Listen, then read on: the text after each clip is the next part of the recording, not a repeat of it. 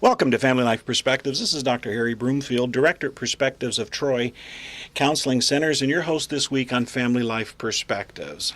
We have with us staff psychiatrist at Perspectives of Troy, Dr. William Guy, in studio this week talking about the guts of autism. And he's calling it that because, Dr. Guy, could you give us a little summary of what you spoke of yesterday and then take us on into your thoughts for the day? Well, essentially we were discussing recent developments, recent discovery that at least some individuals with autism and even schizophrenia and other aggressive syndromes may have their maladies because of overgrowth of a certain microorganism in their guts, in their colon, specifically Clostridium species. And we're looking at the evidence for that and the history of that. And that's what we'll be talking about this week. You know, I want to drive people to our website because we're putting this program in podcast form on our website. And if they, at perspectivesoftroy.com, and it would, for those that have not been able to listen to Monday's edition of Family Life Perspectives, it'd be good to go back and listen to the podcast so that they can get your background and what's taken your interest here. So please continue, Dr. Guy. Okay. Well, last time we talked about, we just got into the history of the theories as to what caused autism. Yes. The original theory you're probably aware of was that it was caused by the refrigerator mother. A cold, detached maternal figure was the original explanation, which was wonderful for those mothers who had children with autism, because not only do they have the responsibility of raising a handicapped child, but now they get to take the blame for it.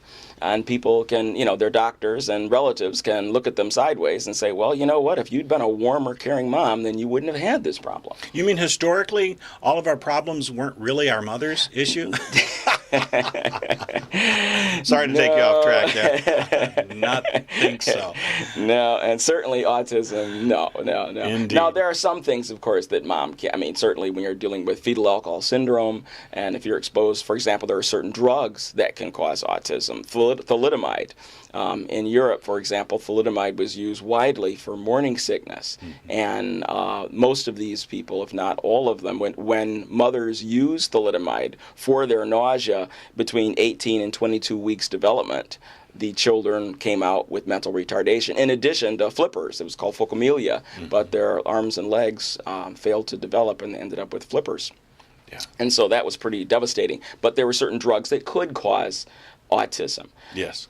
Now, in addition, we've looked at other things such as heavy metals, including mercury. A lot of attention has been spent looking. A lot of time and attention has been spent on vaccines.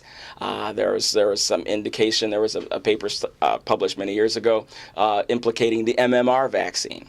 And then recently, a lot of noise was made because they remined the data of one of the CDC studies and said, aha, well, black kids who are vaccinated before 36 months, they have increased risk. And that particular study was discredited, or that analysis was discredited, and there have been other larger studies which have not shown that to be true. So we've looked at a number of areas, and unfortunately, we have not found that smoking gun in many of the things we've looked at to explain the widespread autism and why is it that it's in industrialized nations. And until people started looking at this gut-brain connection. And here, at least for some children with autism, we're starting to see something that makes sense and something that explains what we're seeing. Again, not for everybody, but some individuals who do develop autism, there does appear to be an association between their gut flora, the bacteria in their gut, and the development of autism. We're going to take a word from our sponsor when we return. Can you develop and discuss the causation theories that are relative to what you just mentioned? Yes. All right, we'll be right back.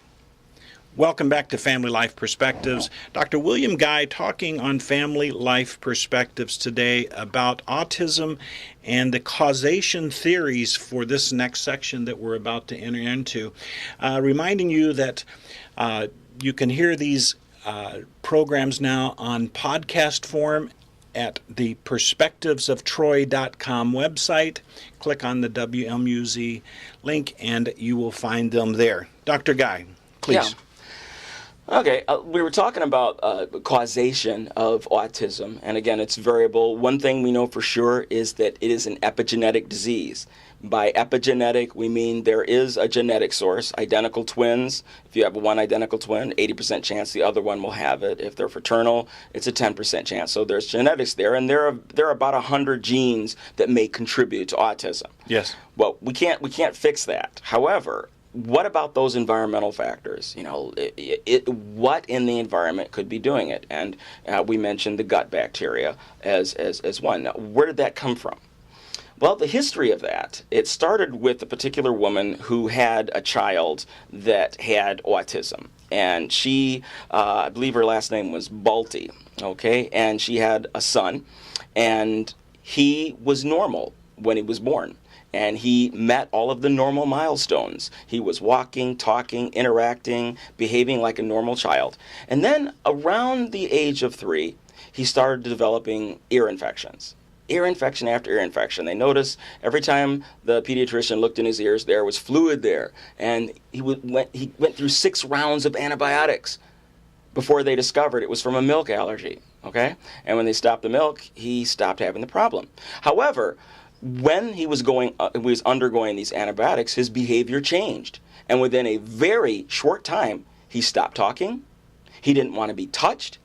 He kept to himself. He became unpotty trained, and he became hyperactive, and he started toe walking. Okay? Mom freaked out, obviously, for understandable reasons, took him to a number of doctors, and all they would say was, what do you think? Your child has autism. There's nothing that can be done. Behavioral modification, that's as far as this is going to go. But we can't explain this. This is what happens sometimes. And she was not happy with that, obviously, and she looked up the literature herself to try to find some evidence as to what the problem might be. One thing she noticed was his stool was very foamy. It was very bulky and had a lot of mucus in it.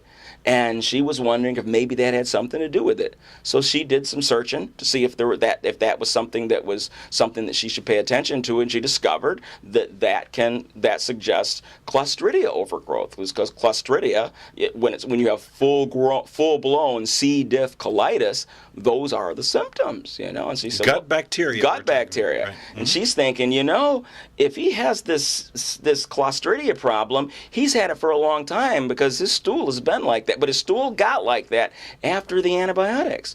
So she started thinking, you know, I need a doctor to treat him for this infection. And she had to go through many doctors before she could find one who was willing to treat for Clostridium. And she finally found a doctor who put her son on vancomycin, which is a very, very powerful antibiotic. And he responded. When he was on the vancomycin, he became more social. He was potty trained again. He started talking, and during the time of the treatment, he advanced. He started making milestones. Well, this was incredible, and so she wanted, other people got involved. When they found out about this, they did a microbiological assessment of the stool of several people who had autism. I know, is this common? Is this Clostridial overgrowth thing common to people with autism? And they discovered a large number of autistic children had Clostridia in their stool. I mean, more than normal. And so then they treated them with vancomycin. And what they found in this study was that when treated with vancomycin, these autistic symptoms got better, that they started becoming more communicative and more social. And that was, a paper came out, and that was, you'd think that something like this would be massive medical news, and that people the medical community would welcome this with open arms. Absolutely. They didn't. Not so. There were a couple problems. The reason the scientific community didn't respond very well to this is, number one, they suspected that the paper was promoting widespread use of vancomycin for autistic people. And nobody wants to do that.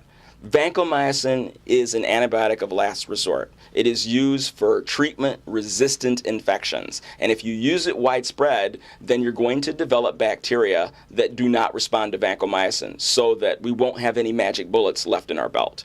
So that wasn't very popular. And the other death blow to this paper was that when they stopped the vancomycin treatment, most of the kids regressed right back where they were.